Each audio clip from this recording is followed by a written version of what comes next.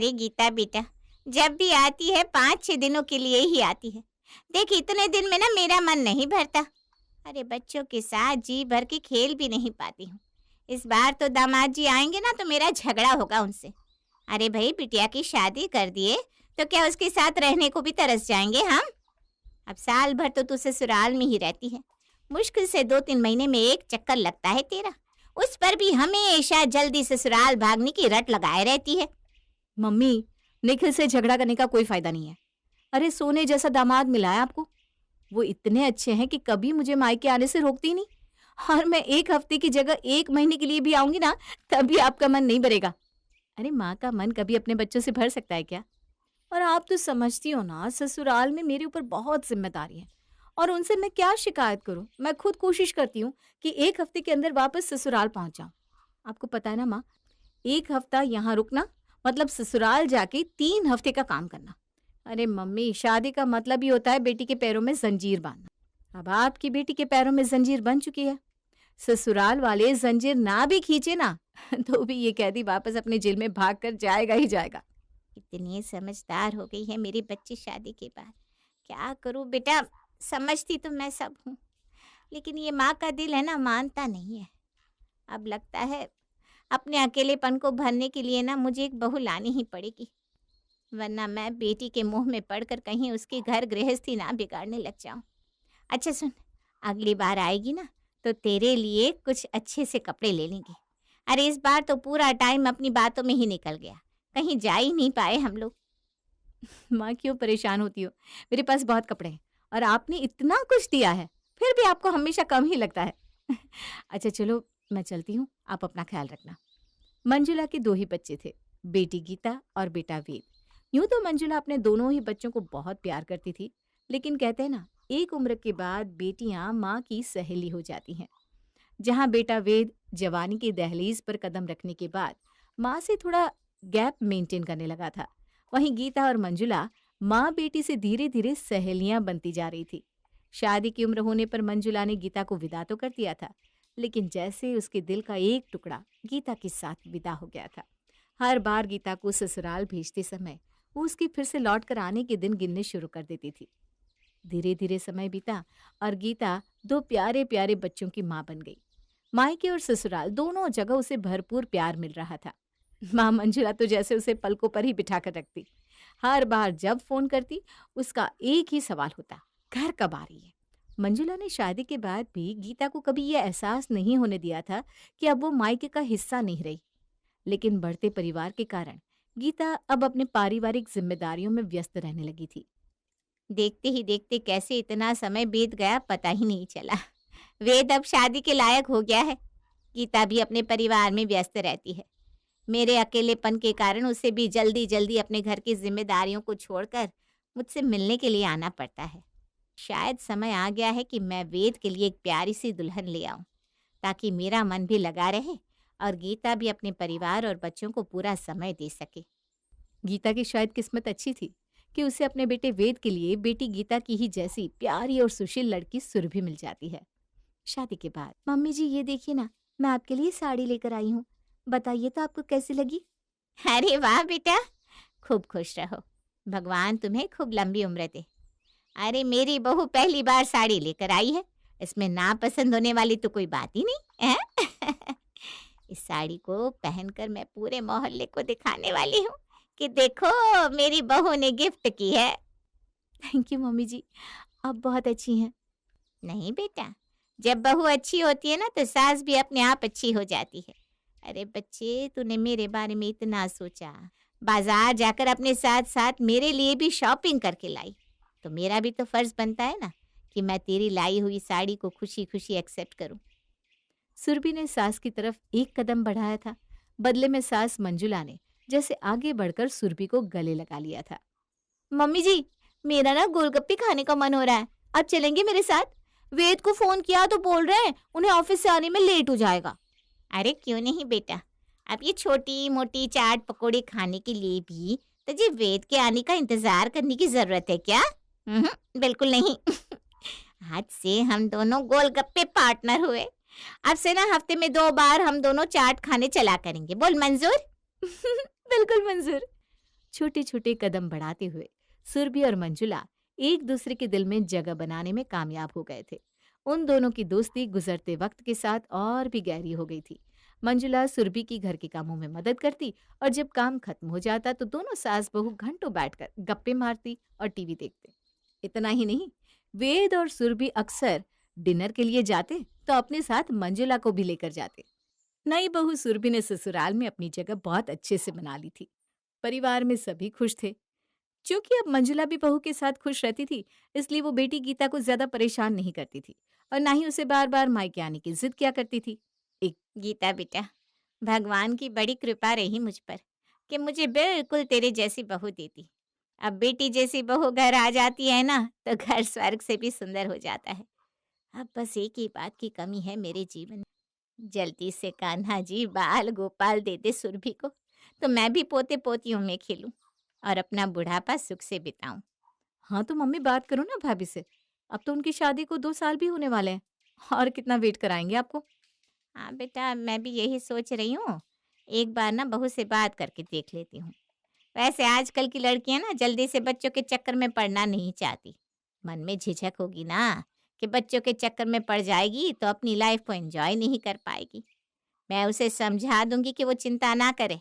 अरे बच्चे संभालने के लिए मैं हूं ना। इसी बहाने मेरा भी समय कट जाएगा। बेटी से बात करने के बाद मंजुला फोन रख देती है और बहू सुरभि के पास जाती है। सुरभि बहू, तुम्हारी शादी को 2 साल से ऊपर हो गए बेटा। नई नई शादी में तो देखो हम समझते हैं कि पति पत्नी को एक दूसरे को समझने के लिए समय चाहिए होता है। लेकिन अब तो सब कुछ बहुत अच्छा हो गया है। तुम भी घर में अच्छे से घुल मिल गई हो।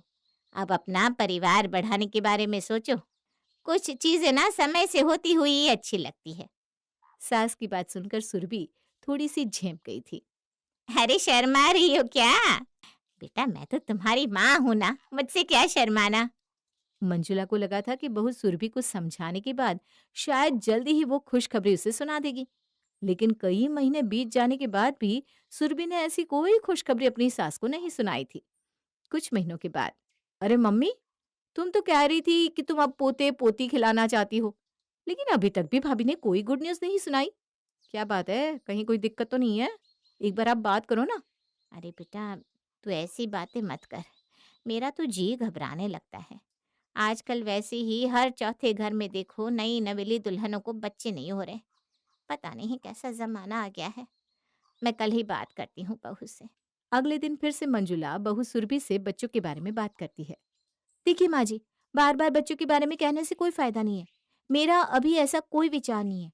और वैसे भी बच्चे कब होंगे, कितने होंगे, ये तो पति पत्नी का आपसे मामला होता है। इसके बीच में आप ना पड़े तो ही बेहतर होगा। मंजुला बहू सुरभि का जवाब सुनकर बहुत हैरान थी। उसे उम्मीद नहीं थी कि सुरभि उससे इस तरह भी बात कर सकती है। अरे बेटा, तू तो मेरी बात का गलत मतलब निकाल रही है। मैं तो बस इतना कहना चाहती थी कि देखिए माँ जी, आप मेरे ऊपर दबाव बना रही हैं। मैं पहले भी आपको समझा चुकी हूँ, आप मेरे ऊपर दबाव बनाना बंद कर दीजिए। बल्कि मैं तो यही कहूंगी कि आज के बाद आप इस बारे में मुझसे बात ना करें तो ही बेहतर होगा। इतना कहकर सुरभि वहां से उठकर चली जाती है। मंजुला को कुछ समझ में नहीं आ रहा था, आखिर माजरा क्या है। कुछ दिन इंतजार करने के बाद आखिर वो बेटे वेद के पास जाती है। देख बेटा वेद, बड़ी दुविधा के साथ मैं तुझे ये बात कह रही हूँ। तुम्हारी शादी को काफी लंबा समय बीत गया है। बेटा ऐसा भी नहीं कि शादी बहुत कम उम्र में हो गई हो तो तुम ये कहो कि भाई अभी तुम बच्चों के लिए तैयार नहीं हो। बेटा ज्यादा देर मत करो। मेरी मानो तो एक बच्चा प्लान कर लो। मैंने तो बहू से भी बात करने की कोशिश की थी, लेकिन वो तो हर बार झड़क देती है, जैसे कोई बात सुनना ही नहीं चाहती। अब चिंता मत करो माँ, मैं उससे बात करता हूँ। मंजुला को काफी उम्मीद थी कि उसकी बात बहू चाहे सुने या ना सुने, लेकिन वेद की बात को तो वो कम से कम नहीं टालेगी। लेकिन इस बार भी कोई रिजल्ट नहीं मिलता और महीनों बीतने के बाद भी बहू सुरभि कोई खुशखबरी नहीं सुनाती। अरे मुझे तो समझ में नहीं आ रहा आखिर प्रॉब्लम क्या है। कहीं ऐसा तो नहीं कि सुरभि के घर वालों ने मुझे अंधेरे में रखकर ये शादी की हो और इसी में कोई कमी हो। बेटा देख, मैं तेरी माँ की तरह हूँ। अगर कोई समस्या है, कोई भी प्रॉब्लम है तो तुम मुझे बताना बेटा। मैं तुझे बड़े से बड़े डॉक्टर को दिखाऊंगी। और मैं ना उन औरतों की तरह बिल्कुल नहीं हूँ जो बच्चे ना होने का पूरा दोष बहू के माथे मर देती है। लेकिन बेटा मेरा बस इतना कहना है कि तुम कम से कम बताओ तो सही कि समस्या क्या है। तभी तो हम कोई सोल्यूशन ढूंढ पाएंगे ना। अरे माँ जी, मैंने कहा ना मुझे कोई समस्या नहीं है, कोई बीमारी नहीं हुई है मुझे। मैंने कह दिया मुझे बच्चा नहीं चाहिए, मतलब नहीं चाहिए। सुरभि एक बार फिर से सास को झड़क कर चली गई। बस अब बहुत हो गया, इस बहू ने बहुत तमाशा कर लिया। आज मैं वेद से साफ साफ बात करूंगी, या तो अपनी बीवी को समझाए वरना मैं इसके माँ बाप को बुलाकर अब फैसला करने वाली हूँ। अरे ऐसे कैसे चलेगा, इसकी जिद के कारण मेरा बेटा तो बेऔलाद रह जाएगा ना। मंजुला गुस्से में अपने बेटे वेद के पास जाती है। वेद बेटा, बिल्कुल सच सच बता, ये बच्चा न करने की बात में तेरी भी रजामंदी है या सिर्फ बहू की जिद है? देखो माँ, मैं भी चाहता हूँ कि अब हमारे घर एक बच्चा हो, लेकिन सुरभि मानने को तैयार ही नहीं है। जब भी मैं इस बारे में बात करता हूँ हमेशा कहती है बच्चे को छोड़कर और कुछ भी मांग लो मुझसे, मैं देने के लिए तैयार हूँ, बस बच्चे की बात मत करना। अब आप ही बताओ माँ, मैं क्या करूँ? बेटा तो उसका पति है, मुझे ऐसा लगता है जरूर बहू के मन में कोई बात है जिसे बताने से वो घबरा रही है। तो विश्वास में लेकर सारी सच्चाई उससे पूछना, जरूर कुछ ना कुछ ऐसा हुआ है जिसके कारण वो बच्चों के लिए मना कर रही है। मैं ऐसा मान ही नहीं सकती कि मेरी इतनी प्यारी बहू बच्चे ना चाहती हो। अरे मैंने खुद उसे छोटे छोटे बच्चों को प्यार से दुलारती हुए देखा है। और ऐसी कौन सी औरत होगी जो ये ना चाहती हो कि उसके घर संतान ना पैदा हो और उसे माँ बनने का सुख ना मिले। माँ की बात सुनकर वेद को भी एहसास होता है कि शायद उसकी पत्नी सुरभि वाकई किसी बहुत बड़ी दुविधा में है। देखो सुरभि, तुमने कहा तुम्हें अभी बच्चा नहीं चाहिए, मैंने तुम्हारी बात को मान लिया, लेकिन अब तुम कह रही हो कि तुम कभी भी बच्चा नहीं चाहती। तुम ही सोच कर बताओ, क्या मेरी इच्छा नहीं होगी कि हमारे घर बच्चे की किलकारी गुंजे, कोई नन्हे नन्हे कदमों से मेरी ओर आए और पापा पापा कहकर बुलाए? वेद की बात सुनकर सुरभि रोने लगती है। देखो तुम्हें मेरी कसम है, बिल्कुल सच सच बताओ, आखिर तुम्हारे मन में है क्या, हुआ क्या है? मैं वादा करता हूँ तुम्हारा ये राज मुझ तक ही रहेगा। एक दिन की बात है, आप ऑफिस गए हुए थे और माँ जी गीता दीदी के यहाँ। मैं घर में बिल्कुल अकेली थी। अचानक से सफेद वस्त्र पहनकर लंबी लंबी सफेद दाढ़ी वाले बाबा ने हमारे घर के दरवाजे पर दस्तक दी और मुझसे पानी मांगा। पानी पीकर उन्होंने कहा, बेटा जैसे तूने जल पिलाकर मुझे सुख दिया है, मैं भी तेरे ऊपर आने वाले एक बहुत बड़े संकट का उपाय तुझे बताता हूँ। तेरे माथे की लकीर को देखकर मैं बता सकता हूँ कि तू अपनी सास से बहुत प्रेम करती है। अपनी माँ से भी अधिक प्रेम है तुम्हारे मन में उनके लिए, है ना? तो मैं तुझे चेतावनी देता हूँ कि तेरी होने वाली पहली संतान के जन्म पर तेरी सास का निधन हो जाएगा। तेरी सास कभी भी अपने पोते या पोती को अपनी गोद में नहीं खिला पाएगी। यदि तू अपनी सास को स्वस्थ और लंबा जीवन जीते हुए देखना चाहती है तो अपनी संतान को कभी भी इस दुनिया में लेकर मत आना। इतना कहकर वो बाबा अलख निरंजन करते हुए वहां से चले गए। बस इसलिए मैं नहीं चाहती कि हमारे घर बच्चे का जन्म हो। अरे कैसी बात कर रही हो तुम, आज के जमाने की पढ़ी लिखी लड़की होने के बाद भी ऐसी अंधविश्वास वाली बातों में भरोसा करती हो? और मैं भी तो देखो, ऐसा कौन सा बाबा है जिसे जन्म मृत्यु सबका पहले से ही ज्ञान है? ऐसे मजाक मत उड़ाओ। वो बहुत पहुंचे हुए बाबा थे, तभी तो उनको मेरा मस्तक देखकर पता चल गया कि मैं माँ जी से बहुत प्यार करती हूँ। मैं जरा पता निकालता हूँ कि आखिर वो कौन सा बाबा है जिसे तुम्हारे भविष्य के बारे में इतनी जानकारी है। मुझे तो लगता है तुम्हारे साथ कुछ फ्रॉड हुआ है। घर के दरवाजे पर लगी सीसीटीवी फुटेज निकालकर वेद उससे बाबा का फोटो निकलवाता है और पास के ही थाने में उस फोटो को दे आता है। कुछ दिनों बाद पुलिस के हत्थे एक बाबा लग जाता है। हाँ, यही थे वो बाबा जी जिन्होंने मुझे कहा था कि हमारी संतान के जन्म से माँ जी की मृत्यु हो जाएगी। क्यों भाई बाबा जी, अंधविश्वास फैलाते हो? अच्छा आप ऐसा करो, बहुत ज्ञानी हो ना, हम सबका भविष्य भूत वर्तमान सब बताओ, हम भी तो देखें कितनी शक्तियां हैं आपके पास। अरे मैं कोई भूत भविष्य बताने वाला बाबा नहीं हूँ। मैं तो घर घर शनिवार के दिन तेल मांगा करता था, लेकिन एक दिन एक औरत मेरे पास आई और उसने मुझे एक एड्रेस देकर कहा कि मैं वहां जाकर इनसे वो सारी बातें कहूँ, और उसके बदले में उसने मुझे 5,000 दिए थे। क्या एक औरत ने तुम्हें ये सब करने के लिए कहा था? कौन थी वो औरत? और मुझे नहीं पता। हाँ, उसने अपना नाम गीता बताया था। गीता का नाम सुनकर वेद के पैरों के नीचे से जमीन निकल जाती है। घर पहुंचकर माँ, आपका गुनहगार मिल गया है जिसकी वजह से आप आज तक पोते के सुख से वंचित रही। जानना चाहती हैं कौन है वो? क्या हुआ बेटा, बताना कौन है गुनहगार? आपकी बेटी ने एक बाबा को पैसे देकर हमारे घर भेजा था ताकि वो बाबा सुरभि को आपकी मौत के बारे में कहकर डराए और हमारे घर कभी भी बच्चे का जन्म ना हो।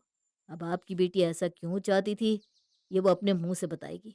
बताओ दीदी, आपने ये सब क्यों किया? हाँ, मैंने भेजा था उस पापा को, क्योंकि मैं नहीं चाहती थी कि माँ को पोता पोती मिले और वो मेरे बच्चों को और मुझे बिल्कुल भूल जाए। अरे कितना प्यार करती थी माँ मुझे। हर 10वें दिन माँ की घर आजा की रट लग जाती थी। मेरे बच्चों को इतने तोहफे, चॉकलेट, मिठाइयाँ भिजवाती थी। लेकिन जब से भैया की शादी हुई, माँ ने तो मुझे पूछना ही छोड़ दिया। बस अपनी बहू में बिजी हो गई। मैं जानती थी अगर तुम्हारा बच्चा हो गया तो मेरे बच्चों का अधिकार भी मर जाएगा।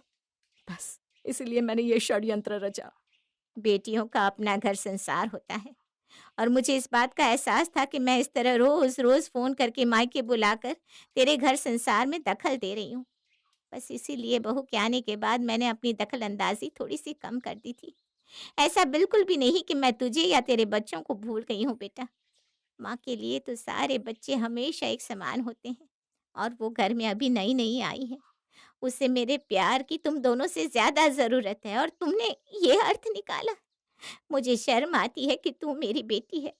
दीदी को माफ कर दीजिए माँ जी, जो हुआ सो भूल जाइए। हम सब लोग एक परिवार हैं। बस आशीर्वाद दीजिए कि आगे से हम सभी के बीच में कोई भी गलतफहमी ना आए। भाभी की बात सुनकर गीता भी अपनी माँ और भाभी से माफी मांग लेती है और ठीक 1 साल बाद सुरभि एक प्यारी सी बेटी को जन्म देती है। विशाल, मैं कब से तुम्हारा इंतजार कर रही हूँ। तुम हमेशा लेट आते हो। काव्या, मैं कभी भी जानबूझकर लेट नहीं आता। वो क्या है ना, तुम्हारी वजह से ही लेट हो जाता है। मेरी वजह से? क्यों? अब छोड़ो इन बातों को, लेट हो गया तो हो गया। चलो मूवी देखने चलते हैं। नहीं, मूवी देखने जाएंगे तो लेट हो जाएगा। फिर भाई भाभी 10 सवाल पूछेंगे। तुम्हारे घर में भाई भाभी की चलती है क्या? हाँ, पर भाई से भी ज्यादा भाभी की चलती है। लेकिन तुम क्यों पूछ रहे हो? इसलिए क्योंकि मुझे शादी की बात तुम्हारे भाई भाभी से ही करनी होगी ना। वैसे घर में उनकी क्यों चलती है? मतलब तुम्हारी माँ है ना, अपनी माँ से कहो कि घर की सारी जिम्मेदारी वो अपने हाथों में ले ले, तभी तुम और मैं एक हो सकते हैं। ये बात तो तुम बिल्कुल ठीक कह रहे हो। वैसे भी ना मेरी भाभी मुझे पसंद नहीं है। हर बात में अपनी नाक घुसाती रहती है। ये है काव्या और विशाल। विशाल हमेशा काव्या को उसके भाई राकेश और भाभी रीना के खिलाफ भड़काता रहता। विशाल काव्या से हमेशा कहता कि वो अपनी माँ रेनू को उसके भाई भाभी के खिलाफ भड़काए। आइए जानते हैं कि क्या विशाल और काव्या अपने मकसद में कामयाब हो पाएंगे या नहीं। माँ देखो ना, कल मिस्टर शर्मा की बेटी की शादी थी ना, तो भाई भाभी ने आपसे बिना पूछे ही इतना महंगा गिफ्ट दे दिया और शगुन में ना इतने सारे रुपए दिए हैं। अरे तो क्या हुआ बेटा, जब तेरी शादी होगी तो वो सब वापस आ जाएगा। वो बात नहीं है माँ, भाई भाभी को हर काम आपसे पूछ कर करना चाहिए ना। पहले तो तू ऐसा नहीं सोचती थी काव्या, अब क्या हो गया है तुझे? हैं? माँ वो इसलिए क्योंकि आप घर की बड़ी हो और भाई भाभी आपको ऐसे इग्नोर करते हैं जैसे आप इस घर में रहती ही नहीं हो। वैसे बात तो तू ठीक बोल रही है। चल आगे से मैं इन दोनों को समझा दूंगी कि घर में जो भी काम होगा वो मुझसे बिना पूछे नहीं होगा। अपनी माँ की बात सुनकर काव्या बहुत खुश होती है। वो विशाल को फोन करके सारी बात बताती है। हेलो विशाल, मैंने माँ को भाई भाभी के खिलाफ भड़काना शुरू कर दिया है और अब माँ भी ना मेरी बात मानने लगी है। अरे वाह, ये तो तुमने बहुत अच्छी खबर सुनाई। अच्छा एक बात बताओ, जिस घर में तुम रह रही हो ये घर तुम्हारी माँ के नाम है या तुम्हारे भाई के? मेरी माँ के नाम है। ये तो अच्छी बात है। अच्छा तुम एक काम करो, अपनी माँ से कहो कि तुम्हारे नाम तुम्हारा हिस्सा कर दे। विशाल, मैं माँ से अपना हिस्सा कैसे मांग सकती हूँ? माँ को अच्छा नहीं लगेगा। काव्या, इसमें कुछ भी गलत नहीं है। आजकल का माहौल तुम देख नहीं रही हो, भाई भाभी किसी के सगे नहीं होते। अगर उन्होंने माँ से घर अपने नाम करा लिया तो तुम्हें कुछ भी नहीं मिलेगा। इसलिए जैसा मैं कहता हूँ तुम वैसा ही करो। ठीक बोल रहे हो विशाल, मैं माँ से आज ही इस बारे में बात करती हूँ।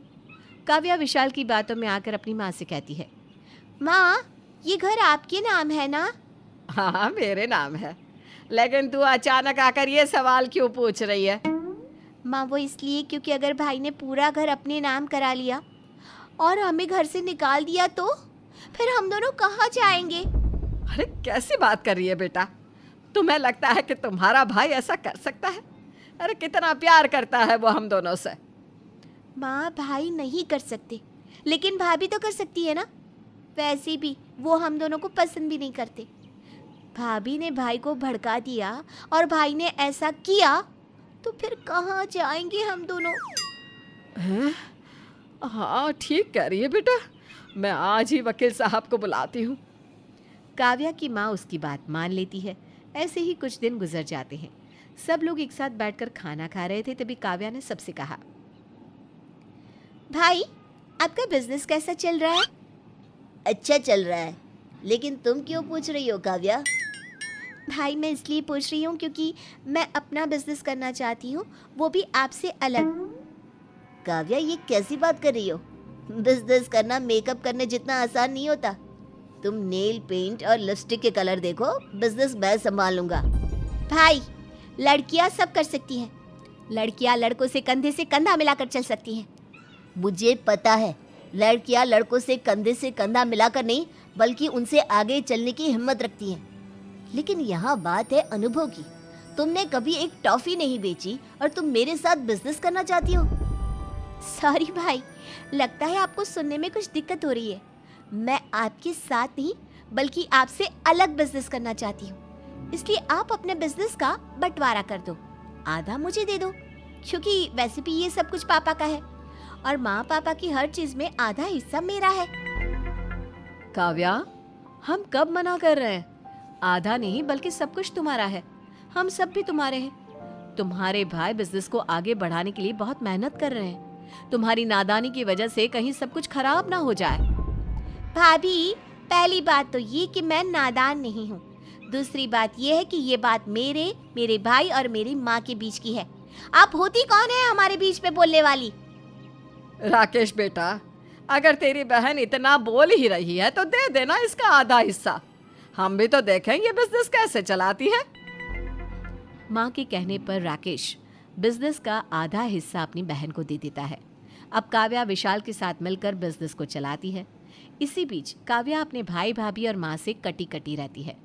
वो उससे कुछ भी पूछते तो काव्या उन्हें उल्टा जवाब देती, क्योंकि उसे विशाल पर पूरा भरोसा है और विशाल जैसा कहता काव्या वैसा ही करती।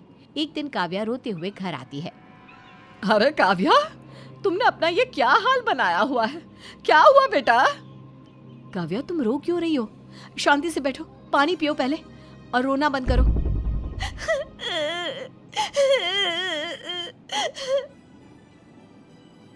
बहू, जरा राकेश को फोन लगा, उसे जल्दी से घर पर बुला।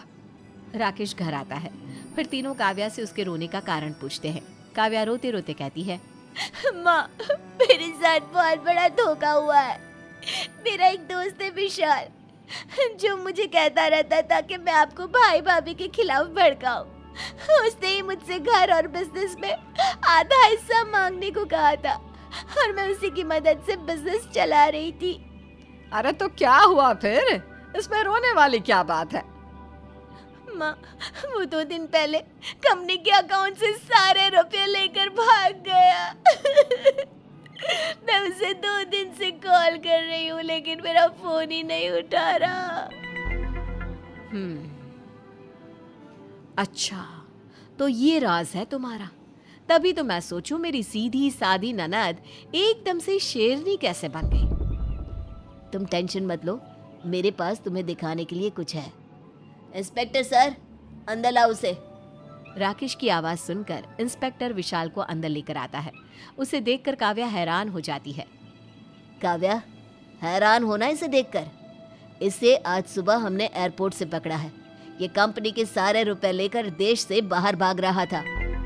बेटा, जब तूने पहली बार मुझसे अपने भाई भाभी के खिलाफ बातें की थी ना, तभी मैं समझ गई थी कि दाल में कुछ काला है। तुम ऐसा नहीं बोल सकती। तब से ही मैंने और तुम्हारी भाभी ने तुम पर नजर रखना शुरू कर दिया था। हमें पता था कि तुम ये सब विशाल के कहने पर कर रही हो, और विशाल अच्छा लड़का नहीं है। माँ जी ने तुम्हें घर और बिजनेस में हिस्सा तो दे दिया था, लेकिन उन्हें तुम्हारी हर एक्टिविटी के बारे में पता था। तुम्हारे ऑफिस में जितने भी लोग काम कर रहे हैं, वो सब मेरे ही लोग हैं। उन्होंने ही मुझे विशाल के हर कदम की खबर दी और इसीलिए मैं आज उसे पकड़ पाया। काव्या ने जब ये बात सुनी तो उसने सबसे माफी मांगते हुए कहा, माँ, भाई भाभी, मुझे माफ कर दो। मुझे ये सब नहीं करना चाहिए था। और भाभी, आपके साथ तो मैंने बहुत बुरा व्यवहार किया। आपको मेरे सारे राज पता थे, फिर भी आपने कभी मुझसे कुछ भी नहीं कहा। हम तुमसे गुस्सा नहीं है, अब रोना बंद कर दो। आज से तुम मेरे साथ मिलकर बिजनेस करोगी ताकि विशाल जैसा कोई तुम्हें बेवकूफ ना बना सके। काव्या विशाल से कहती है, विशाल, तुम इतना गिर सकते हो मैंने सपने में भी नहीं सोचा था। इंस्पेक्टर साहब, ले जाओ इसे और इसे कड़ी से कड़ी सजा दीजिएगा। काव्या, मुझे माफ कर दो, प्लीज काव्या, प्लीज। इंस्पेक्टर विशाल को ले जाता है। अब काव्या अपने परिवार के साथ बहुत खुश है। वो अपने भाई के साथ ऑफिस जाती है और माँ और भाई भाभी का भी बहुत अच्छे से ख्याल रखती है।